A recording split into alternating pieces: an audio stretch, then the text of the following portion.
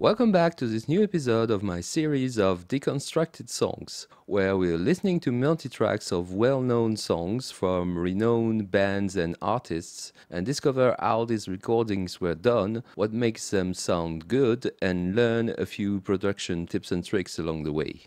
For this episode, I'll let you discover the song I chose. Listen to this.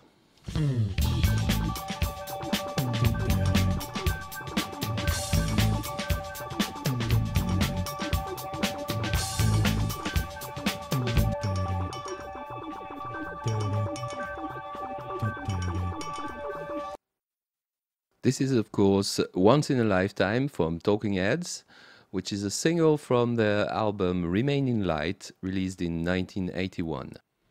The lineup is a classic Talking Heads lineup with David Byrne on vocals and guitar, Jerry Harrison on keyboards, guitar and backing vocals, Tina Weymouth on bass and backing vocals, and Chris Frantz on drums.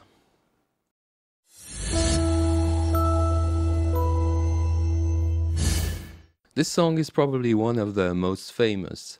They did a few ones before that did have some success, like Psycho Killer, for example, but it's really this song and this album which made them a worldwide success, with a sound that puts a big emphasis on groove and rhythm from Africa and various other world music influences.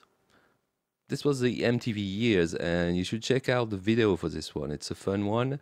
Which apparently, according to David Byrne, was influenced and inspired by African dances.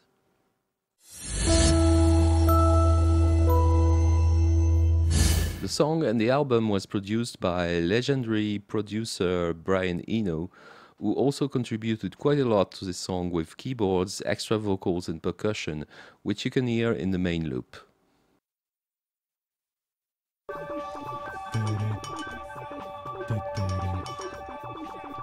In this loop there are various synths, percussion, added vocals, extra guitars, and even the vocal doubling the bass, which is pretty fun. I love this part.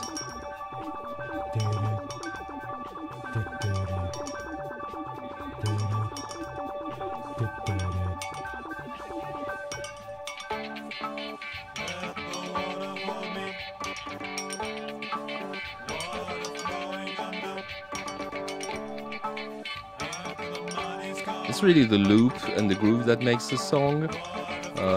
They've been building up on this loop part, which is on here just on one main track, and basically everything else is a big jam over it.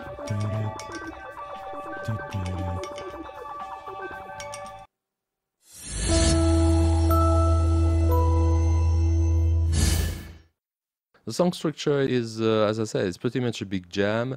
You have some section you could recognize as verse and chorus, of course. Like this would be the first verse. You may find yourself living in a shotgun shack, and you may find yourself in another part of the world, and you may find yourself behind the wheel of a large automobile, and you may find yourself in a beautiful house with a beautiful wife, and you may ask yourself, well, how did I get here? This would be a chorus.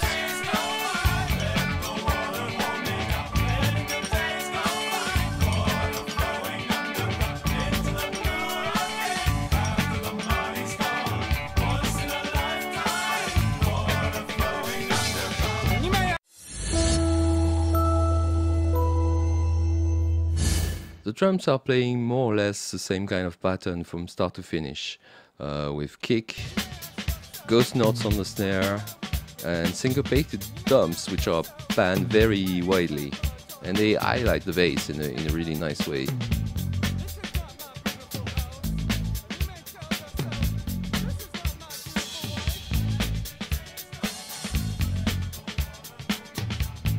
The bass is playing AD and DB. From start to finish, really. It's played very sparsely to leave room for the groove. Actually, the whole mix and arrangement is done so that the groove, more than anything else, is enhanced.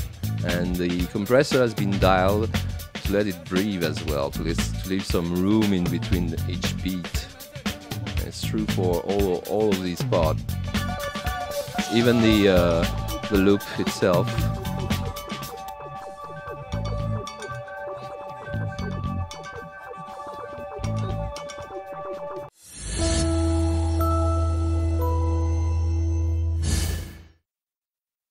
The guitar itself is playing very rhythmically. You can hear.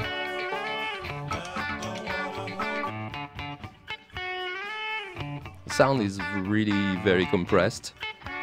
This is to boost the transients, which are the little spikes, which makes them pop out of the mix. When you have them with the loop, and here we have this little funky part.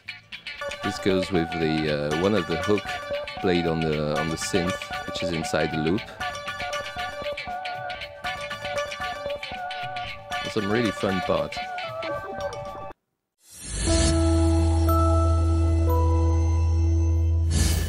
And then, of course, you have the vocal from David Byrne.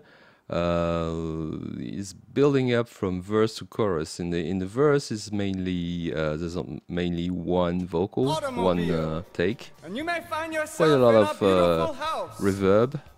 With a beautiful wife, and you may ask yourself, well, how And did then the I chorus get is here? doubled.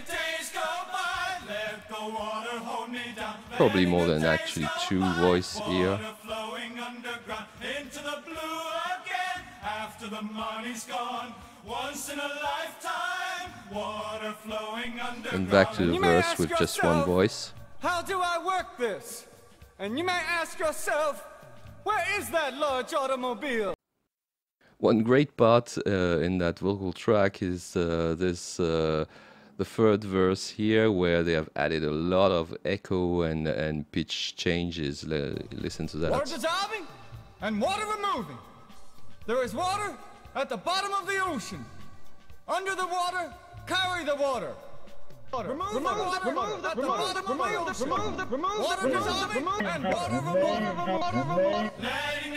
Sounds like he's saying remove that, or remove it. Remove at the bottom of the ocean. Water dissolving and water removing. Really fun. And then in the outro, it's mostly ad-libs from what David Byrne said about the recording.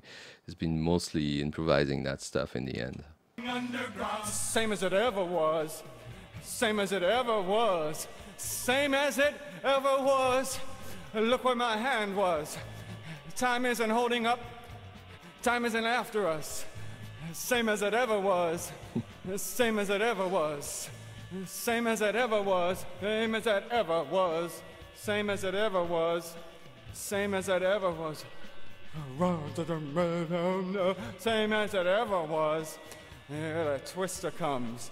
Here comes the twister. Same as it ever was. Same as it ever was. Same as it ever was. Same as it ever was. Once in a lifetime, let the water hold me down, letting the days go by, water flowing underground, letting the days go by, once in a lifetime. What's fun about the multi-track is that you can actually hear the real ending when the release version is using a fade out, but actually they had recorded a clean finish with a simple drum fill and the bass repeating the slide from the intro. Listen here.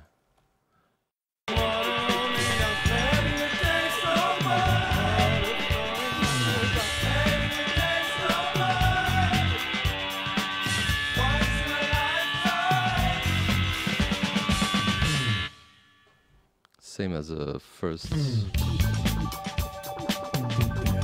last note and first note of the bass is the same actually.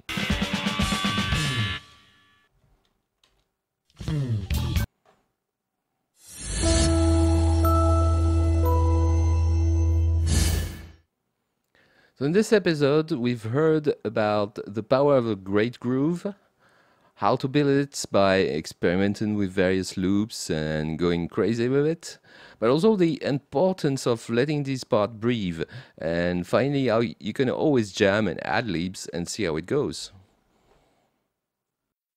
Alright, So I hope you enjoyed that. Remember to give this a like, put your thoughts in the comments, and subscribe, because there will be plenty more deconstructed songs in the coming days and weeks. See ya!